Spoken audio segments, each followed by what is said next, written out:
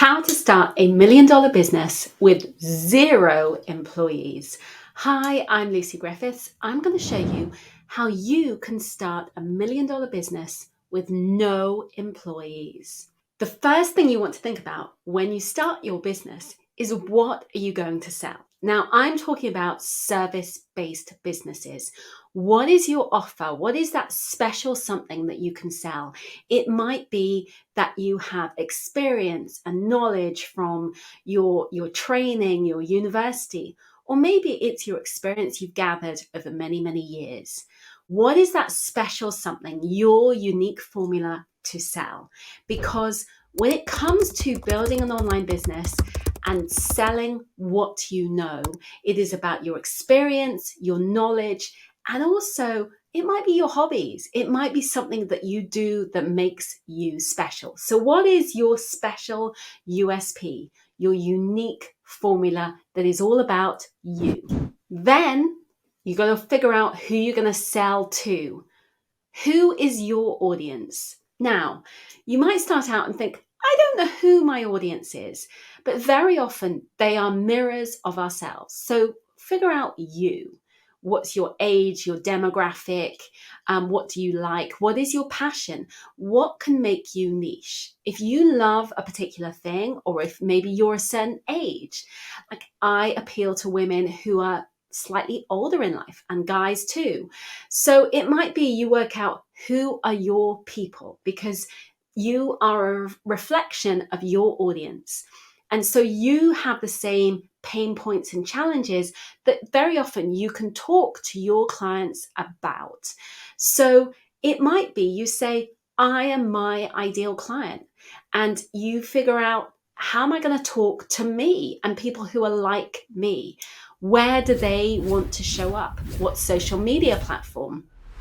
And it might be you decide, okay, my social media platform is Instagram or Facebook or TikTok, wherever suits you and your audience.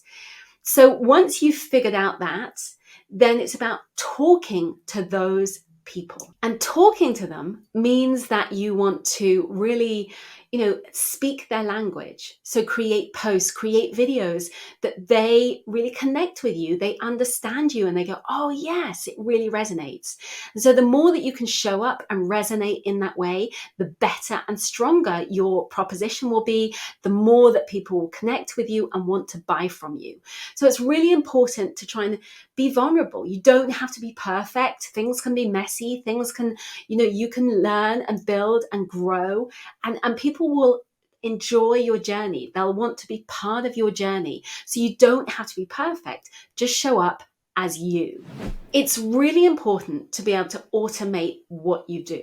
If you want to scale a business, it's not just about you and trading time for money.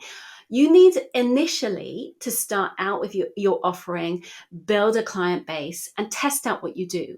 But once you've tested that out, once you've got the audience, then it's about automating what you do, because actually you don't want to be working crazy hours. You want to be able to build a business that you love, but actually that removes you from the process. So that instead of feeling like you are just trading time for money, you are instead turning what you know into a digital product so that you can scale that rather than you. So figure out within that particular service, how can you scale what you do? How can you automate it? So building a system to sell. So rather than selling you, it might be in the beginning you're automating by having a booking system so that people can easily book calls with you, rather than simply just having a system where it's like, oh, you've got to arrange it and book the Zoom call. It's an automated system, so they click in, they book, and it's job done. But then the next stage is, okay, how can I transfer this so that I'm not just trading time for money? I am actually then able to share my services with more people. And that's about creating a digital product or templates or some kind of automation so that you can sell what you do. Once you've automated that process, then it enables you to scale, because it's really hard for you to scale if you're trading time for money. So it's get that automation in place so that it works. It's no point scaling and then realizing, oh, actually, there's holes in my funnel and it's all a bit loopy. Your funnel is basically a series of sales pages. It's just a sequence of people coming in, getting to know you, watching a video, maybe they're watching on YouTube, and then they want to say, oh, I want to know more. So for example, if you want to know more about how to scale, then maybe you want to look at passive income ideas. I've got a freebie below that will share some passive income ideas that you could think about. Now, that is me taking you from the video where you might have found me on YouTube right through to the process where it's like, oh, then you join my email list. And from that, maybe then we can talk more. You might like some other courses that I create, and it goes from there. And you can offer the same service. And what happens is that by building that relationship, you are no longer trading time for money. You create a course, you create that templates, and you're scaling those.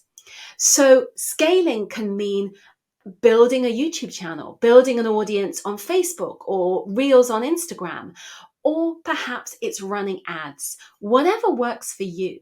But there are multiple ways to do this. I'm not going to give you every way. I talk through lots of different methods. I love lots of different methods. But I want you to be clear about is that there is a way that fits you. You might hate social media and decide, actually, I want to learn how to get found on Google and go all in on SEO.